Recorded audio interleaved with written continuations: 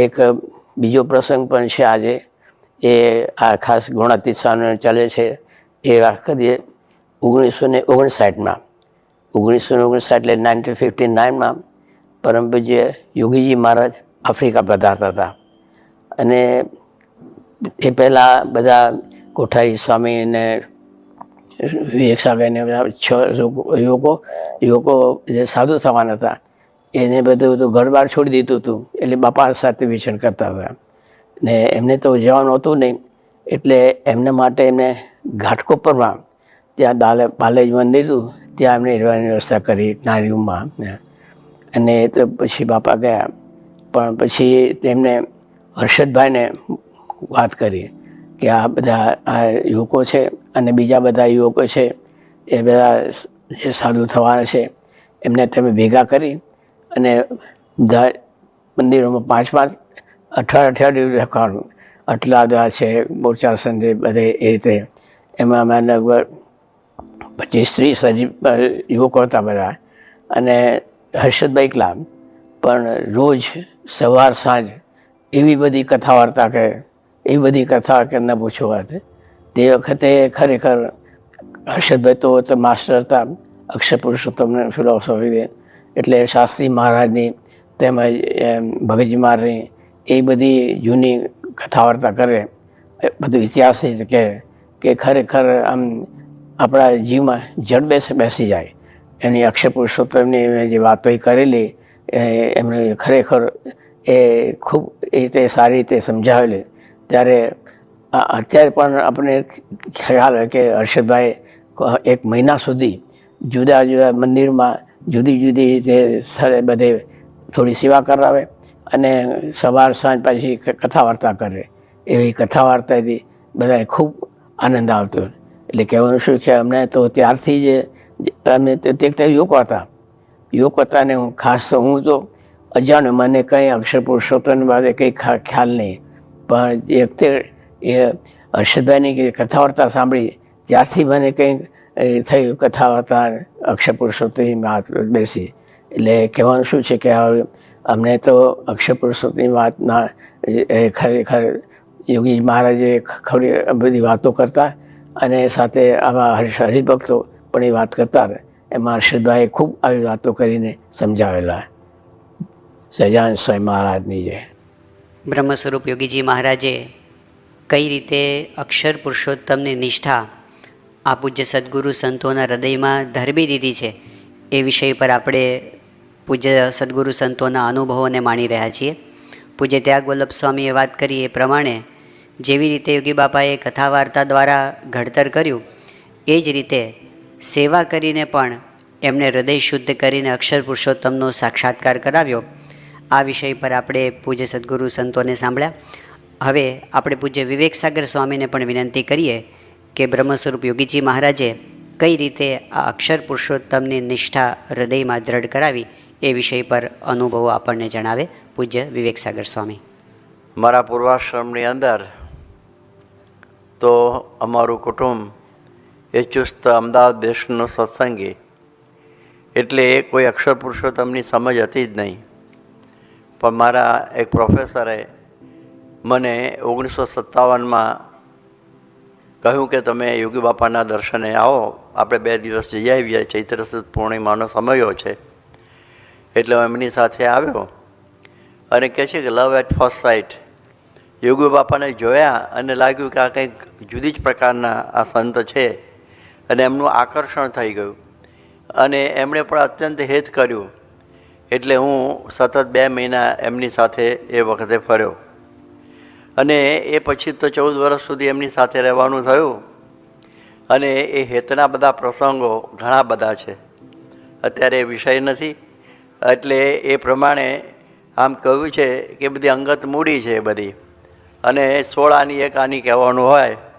એટલે આપણે જોઈએ કે સ્વામીશ્રી કેટલી વખતે પ્રેમથી ભેટ્યા હોય કપોવાડીમાં, પછી અડવાણની અંદર આપણે જગતની ગંધ કાઢી નાખવી છે એવી બધી વાતો કરી હોય. મોમ્બાસાની અંદર ત્યાગવલ્લભ સ્વામી જાણે છે કે મારા માટે મગની જે ખીચડી બંધ કરાવી અને 1 મહિનો તુવરની એમણે કરાવડાવેલી, એ પણ બધું યાદ આવે છે કેટલી બધી વાતો એ બધી છે. અંડોલીની અંદર પણ અમને કહેલું કે તમને હું આને આ જન્મે એકાંતિક કરી દઈશ અને બ્રહ્મસ્થિતિ બોલતા બ્રહ્મસ્થિતિ પમાડી દઈશ. એટલે આવા ઘણા બધા પ્રસંગો તો બધા ખૂબ છે.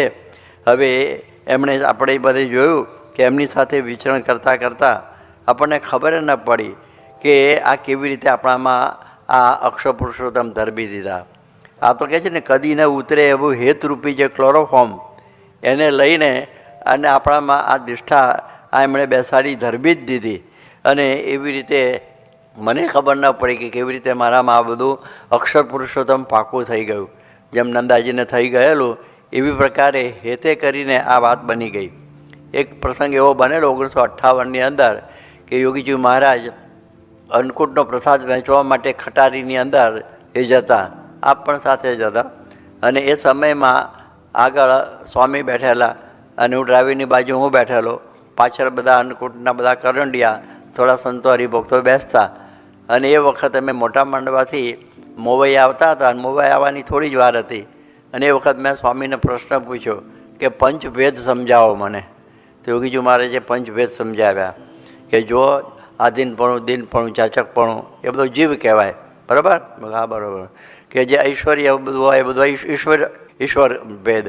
અને પછી માયા કે આપણને કરડે, હેરાન કરે, વિઘન કરે એ માયા કહેવાય. અને પછી કહ્યું કે જે અક્ષર એ ગુણાતીતાનંદ સ્વામી એ બ્રહ્મનો ભેદ કહેવાય. અને સહજાનંદ સ્વામી, ભગવાન સ્વામિનારાયણ એ પરબ્રહ્મ. આ પાંચ ભેદ થઈ ગયા ને? હા થઈ ગયા. અને ત્યાં તો મોબાઈલનો દરવાજો આવી ગયો. મને આવી રીતે પેંગડે પગને બ્રહ્મનો ઉપદેશ અમે એ વખતે આપેલો એ પણ મને બરાબર યાદ આવે છે. એની સાથે હિતપ્રીત તો ખૂબ જ થઈ ગયેલું. દુલાકાક કહેતા કે કોઈ પૂછે કે માને દીકરા સાથે કેવી રીતે થયું, દીકરાની કેવી રીતે મા સાથે હેત થયું, એનો કોઈ ઉત્તર જ ના આવે ને, એનો કોઈ ઉત્તર ના હોય. એવી રીતે આનો પણ ઉત્તર જ નથી. એટલે એમણે આ જનની દોષ ન લેખે મનમાં અણસમજુ હોય આવારે, એવી રીતે મારા બધા દોષો જોયા વગર ગુણાતીત હેતની એક વર્ષા જ કરી રાખેલી. એટલે આ પ્રમાણે એમની સાથેના હેતને લઈને આ બધા અક્ષર પુરુષોત્તમની નિષ્ઠા ક્યારે બેસી ગઈ એ મને ખબર ના પડી. વળી મારે 1969ની અંદરથી અક્ષર બ્રહ્મ પરબ્રહ્મ દર્શન ઉપર મહાનિબંધ લખવાનું થયું એમની આજ્ઞાથી. અને એ વખતે પણ અક્ષર પુરુષોત્તમની શાસ્ત્રીય દ્રઢતા થઈ ગઈ. દ્રઢતા તો હતી જ, પણ શાસ્ત્રીય દ્રઢતા એ વખતે થઈ. વળી મહાનિબંધની સમાપ્તિ વખતે જ યોગી બાપા ધામમાં પધારી ગયા. એટલે હવે પ્રમુખ સ્વામી મહારાજ એ યોગી બાપાનું અક્ષરનું સ્વરૂપ છે એ પણ મહાનિબંધમાં સહેજે આવી ગયું. એ પણ વાત બની. મુંબઈમાં હું ઘણા વખત સુધી ગ્રંથપાલ તરીકે રહેલો, લાઇબ્રેરિયન. આમ તો મેં જ બધી લાઇબ્રેરી શરૂ કરેલી, હજારો પુસ્તકો ભેગા કરેલા, એટલે વાંચવાનું પણ ઘણું થતું અંગેનું. પરંતુ મને આ બધું યોગીજી મહારાજે જે ધરબી દીધેલું અક્ષર પુરુષોત્તમને પ્રગટનું જ્ઞાન, એટલે મને કોઈની અસર થઈ નથી. ગમે એટલું મેં વાંચ્યું કર્યું બધું તો પણ, અને લાગે કે એની તોલે કોઈ આવે નહીં. અને અક્ષર પુરુષોત્તમની જે નિષ્ઠા એટલે પ્રગટ સત્પુરુષ જ એ સૈદ્ધાંતિક હેત એમનામાં થઈ ગયું. અને પછી તો મારે 42 વર્ષ સુધી પ્રમુખ સ્વામી મહારાજ સાથે સળંગ વિચારવાનું રહ્યું. અને એ વખતે અક્ષર પુરુષોત્તમ અને જે કે છે ને નિષ્ઠા યોગી બાપાએ ખૂબ ધરબી દીધેલી. એટલે અને પ્રમુખ સ્વામી એ વખતે પ્રગટ ગુરુ, એટલે એ વાત મારે દ્રઢ થઈ ગયેલી એ વખતે. એટલે મારે આ બે વાતો સતત કરવાની રહેતી. રોજ 4-5 વખત જેટલા ગામો બદલાય એમાં આ વાત આવ્યા કરે, અક્ષર પુરુષોત્તમની અને પ્રગટની વાત એ બધી આવ્યા જ કરતી. અને પછી ઘણી વખત એમ થતું કે સ્વામી અમારામાં જોઈએ એવું વર્તન નથી ને આ બધી વાતો. સ્વામી કહી જુઓ અક્ષર પુરુષોત્તમમાં અને પ્રગટમાં કંઈ દોષો છે તો નથી, તો વાત તમારે કર્યા જ કરવાની. એટલે પછી મારો કેપ વધ્યો, એની સાથે વેગ પણ વધ્યો. એટલે જ્યાં અમે ઉતરીએ ત્યાં હું એને બપોરે અને રાત્રે મોડ્યા સુધી જેના ઘેર ઉતર્યા હોય એને એના સંબંધીઓ જે બોલાવ્યા હોય એને હું આ અક્ષર પુરુષોત્તમ અને પ્રગટની વાત ફિટ કરે જ છૂટકો કરું, એને છોડું જ નહીં. પછી જે બધી વાતો કરું બીજાને પણ આ જ વાત કરવાની. પછી પરોક્ષ પારાયણો થતી હોય બધી, અમે બીજી બધી પારાયણો હું કરતો હતો. હવે એમાં પણ આ વાત જ મેન લાવવાની, એ મુખ્ય આ વાત જ થવી જોઈએ. અને મનમાં એમ થઈ ગયેલું કે ગુણાતીત જ્ઞાન વિના સાર નહીં કશામાં, એ ફિટ થઈ ગયેલું એ યોગી બાપાના હેતને પ્રેમને લઈને. હવે આ જીવનનો જેમ છે ને પર્યાય બની ગયેલો આ નિષ્ઠા. અને પછી આપણને અનુભવ થયો કે દોષો તો આમ ભાગતા જાય એવું આપણને અનુભવવા માંડ્યું. દોષો બધા ભાગતા જવા માંડ્યા. આનંદ અને કૃતાર્થપણું પણ અનુભવવા માંડ્યું.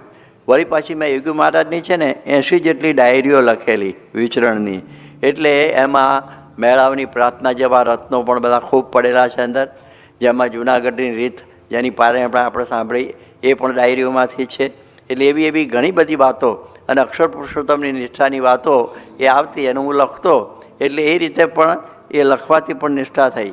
યોગીજી મહારાજ છે ને એક રોવિંગ સત્સંગ શાળા હતા હરતી ફરતી, અને એ વખતે આ પ્રમાણે યોગી બાપા અમને આ અક્ષર પુરુષોત્તમની વાતો ખૂબ કરતા, જૂનાગઢની રીતની બધી બહુ ખૂબ વાતો કરતા, અને એ અમારામાં ઉતરે એવો એમનો ખૂબ ઉત્સાહ. મુખપાઠ પણ ખૂબ કરાવે વચનામૃતો અને બધાનો, અને અક્ષર પુરુષોત્તમની નિષ્ઠા અને નિયમોની દ્રઢતાની વાતો કરતા. હવે યોગીજી મહારાજની સાથે અમે ફરતા ત્યારે એવો સહેજે પ્રમુખ સ્વામી અને મહંત સ્વામીના મહિમાની વાતો પણ એ વખતે કરતા. એટલે એમનામાં પણ એ થયું. અને પછી હવે આ પ્રમાણે એ આજે પણ એ બંનેના યોગમાં રહેવાનું થયું. પછીથી યોગી બાપા પછી તો એમ લાગે કે યોગી બાપાની યાદી એમને જોઈએ એટલે આપણને દેખાય એવી વાત એ કરતા. તો આ મારા જીવનમાં પણ ધરબાયેલી આ યોગી બાપા દ્વારા અક્ષર પુરુષોત્તમની નિષ્ઠા હવે એ આપનામાં જેમ પરાપ્રીતિ દ્વારા ચરિતાર્થ થાય અને જીવન મુક્તિની અનુભૂતિ થાય એવી આપ અમારા ઉપર એટલે કે મારા ઉપર કૃપા કરશો. સ્વામિનારાયણ ભગવાનની